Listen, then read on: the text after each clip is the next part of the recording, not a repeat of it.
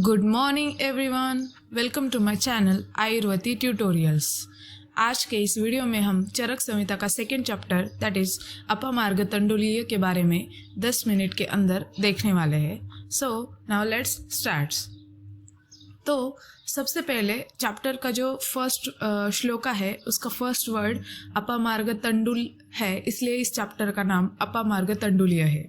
सो इस चैप्टर में हम क्या क्या देखने वाले हैं, तो फर्स्ट वन है पूर्व karma before karma, then panchakarma useful drugs and their indications, then 28 yavagus and their uses.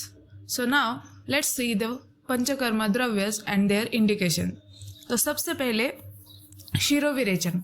शिरोविरेचन में अपामार्ग के बीज, then trikatu that is shunth, mire, pimpari and lahsun, और फिर जो सारे ड्रग्स है वो द्वय द्वय है, मतलब दो है, जैसे कि लवण द्वय मीन्स सैंधव एंड संवरचल लवण, देन एला द्वय मीन्स स्मॉल एला एंड बिग एला, देन हरिद्रा द्वय में हरिद्रा एंड दारू हरिद्रा, एंड तुलसी द्वय में सुरसा एंड श्वेता।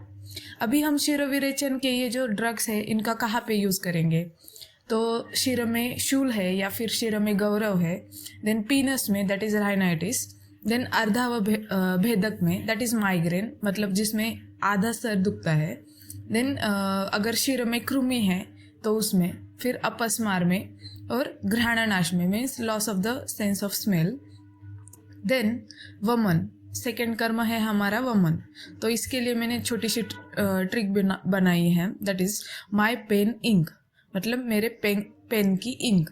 अभी माई M for madan phal, Y for yashti madhu, then P for pipli, then E for ela, N for nimb, I for ikshvaku, then N for again nimb, और के फॉर कुटज। अभी वमन का हम यूज़ कहाँ पे करते हैं, तो वमन ये प्रधान चिकित्सा है कफ की, और उप प्रधान चिकित्सा है पित्त की, तो इसलिए हम इसका उपयोग कफ और पित्त व्याधि में करते हैं। और जिन व्याधियों का रूट आमाशय में है उसमें हम वमन का यूज़ करते हैं। अभी हम देखते हैं विरेचन के बारे में। अभी विरेचन में छोटे से सिंपल से है। अभी जो फर्स्ट ड्रग है ना उसका हर एक का याद रखो, because that is the main drug of that कर्म। जैसे कि पिछले हमने शिरोविरेचन देखा, शिरोविरेचन में अपामार्ग है, वमन में मदन फल है, अभी विरेचन के लिए त्रिवृत्त है। अभी कौन से ड्रग है हम वो देखते हैं। तो सबसे पहले त्रिवृत्त, देन त्रिफला। त्रिफला मतलब हरितकी, बिभितकी और आम्लकी, ये तीन का फल मतलब त्रिफला होता है। देन आरगवद, फिर दंती, द्रवंती, द्राक्षा, ये वाले। अभी विरेचन हम यूज़ कहाँ पे करते हैं, तो विरेचन ये पित्त दोष की चिकित्सा है, और अगर पक्वाशय गत दोष हो तो हम विरेचन करते हैं। अभी नेक्स्ट हमारा कर्म है आस्थापन बस्ती। तो आस्थापन बस्ती में ऐसा लिया है मैंने दशमूल, फिर पंचलवन, फिर 4 स्नेह, मतलब 10, 5, 4 ऐसे करके। तो दशमूल कौन से होते हैं, तो दशमूल में बृहद पंचमूल और लघु पंचमूल होता है।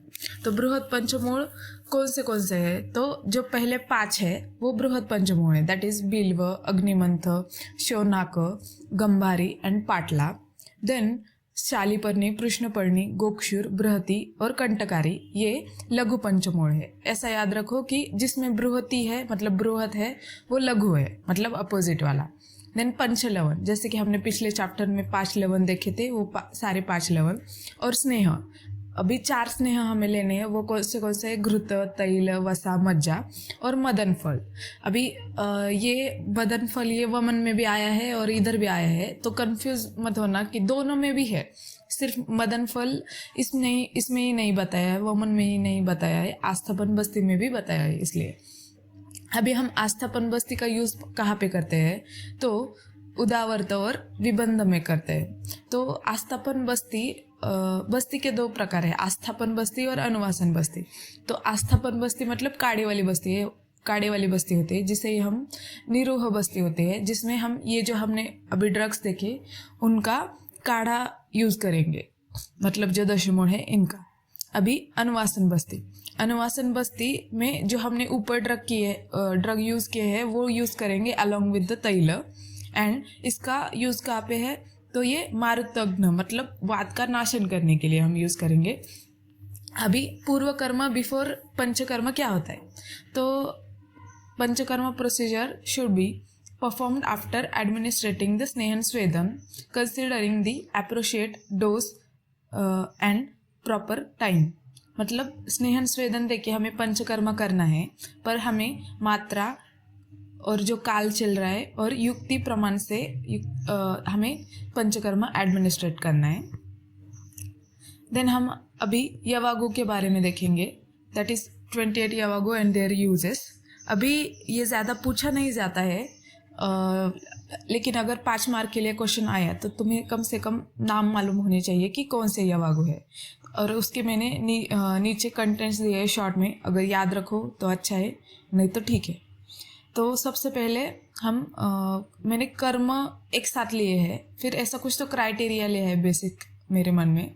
तो सबसे पहले है ब्रूहणी, फिर कर्षणी, देन स्नेहनी, रुक्षणी। यहाँ पे ब्रूहणी ब्रूहण करने वाला, कर्षण करने वाला, अभी ये अपोजिट हो गए।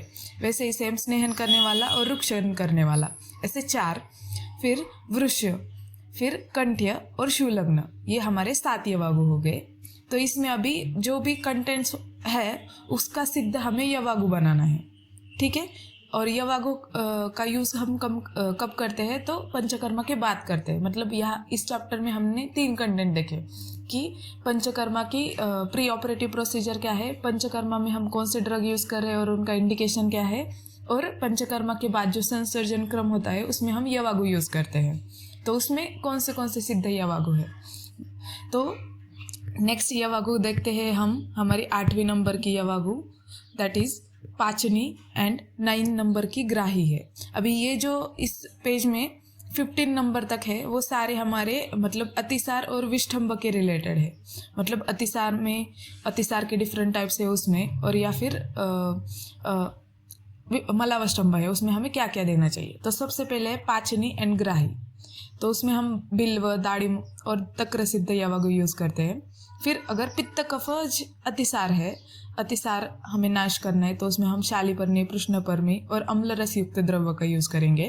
देन रक्त अतिसारग्न हमें यवागु चाहिए, तो उसमें हम गोट मिल्क यूज़ करते हैं, और मुस्ता कृष्णपर्णी। इसमें गोट मिल्क अलग आया है तो वो याद रखो, MCQ पॉइंट ऑफ व्यू वो ज़्यादा याद पूछ सकते हैं। देन आम अतिसारग्न, तो पहले हमें आम अतिसारग्न में क्या करना होगा, आम का पाचन करना होगा, इसलिए अतिविषा, शुंठी और अम्ल रस सिद्ध ऐसे द्रव्य यूज़ किए हैं। देन रेचनीय, अभी रेचनीय मतलब क्या कि अगर जिस पेशेंट में मलावष्टंभ है उसमें हम यूज़ करेंगे। अभी जो पहले वाले मोस्टली थे वो किस में थे, तो अतिसारग्न में थे, मतलब अतिसार है तो हमें उसको रोकना है। यहाँ पे मलावष्टंभ है, मतलब मल प्रवर्तन ही नहीं हो रहा है, तो रेचनीय। देन संग्राहिकी, भेदनी, अभी उसके साथ ही मैंने विषनाशक और मदनाशक ये दोनों भी ले लिए हैं। अभी हम नेक्स्ट देखते हैं, दैट इज़ मूत्रकृच्छनाशक। अभी यहाँ पे सारे व्याधि के रिलेटेड है और फिर वात के रिलेटेड है। वात के रिलेटेड सारे 25 से स्टार्ट होते हैं, तो हमारा 18 नंबर का है मूत्रकृच्छनाशक पेया। देन शुक्रवह स्रोतस में जो शूल होता है उसमें, फिर कृमिनाशक, उसमें विडंगा, पिपलीमूल, शिग्रू, मरीच, तक्र, ये सारे सिद्ध यवागु। देन तृष्णानाशक यवागु, फिर क्षुधानाशक यवागु, फिर श्वासकाश नाशक यवागु। इसमें याद रखो ये सिंपल है, श्वासकाश में 10 मूल सिद्ध यवागु देनी है। देन विषम ज्वर नाशक, फिर वातानुलोमिनी, घृत व्यापन नाशक, तैल व्यापन नाशक और पक्वाशयगत वातनाशक। ऐसा याद रखो कि वात में हम चिकित्सा कैसे करते हैं, तो तेल देके, तो तेल के साथ दूसरा स्नेह कौन सा हो गया, तो घृत हो गया। और वात का मेन स्थान क्या होता है, पक्वाशय होता है, तो उससे ये रिलेटेड 4 हो गए। So you can remember all this. Okay, that's it for today. मिलते हैं अगले संडे को 3rd चैप्टर के साथ with easy and simple to learn method.